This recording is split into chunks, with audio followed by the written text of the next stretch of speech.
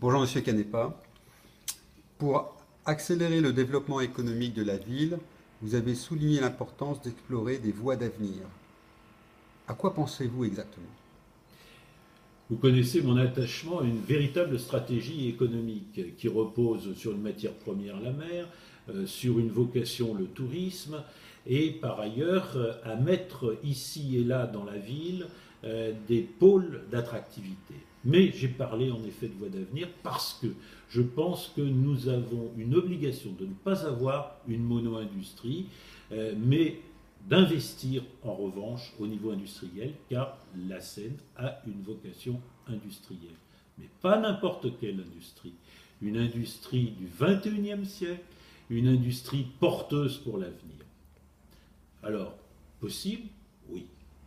Trois pistes. Je propose trois pistes. La première, sans doute la plus riche, celle des nouvelles technologies. Il faut construire à moyen terme une filière des nouvelles technologies. Comment? En favorisant l'implantation d'une formation en plein cœur de ville, une formation de programmeurs de web et d'Internet, une formation bien sûr de haut niveau. Et puis, il faut implanter des entreprises de haute technologie autour de la modélisation et de l'impression en 3D. C'est peu consommateur d'espace, c'est compatible avec mon objectif de développement durable, et pour ce faire, il faut que l'équipe municipale accompagne la mise en œuvre d'une pépinière d'entreprises d'où émergeront les start-up, c'est-à-dire les entreprises de demain. Et puis mon troisième objectif à l'intérieur de la filière nouvelles technologies, c'est d'attirer des créateurs d'animation en 3D. Ils ont la qualité de vie, ils auront un environnement favorable, et puis c'est faiblement capitalistique, donc plus facile à implanter. Je disais trois pistes. Celle-ci, les nouvelles technologies. Une autre, c'est l'industrie du sport. Je crois que la ville de la Seine peut être catalyseur pour susciter des rencontres nationales, des rencontres internationales en matière sportive.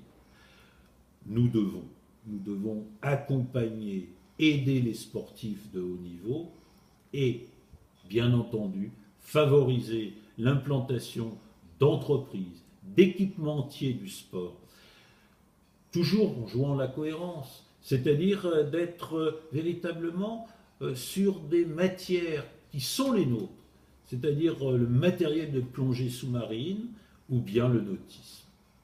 Troisième piste, qui pour moi est importante également, c'est le développement durable.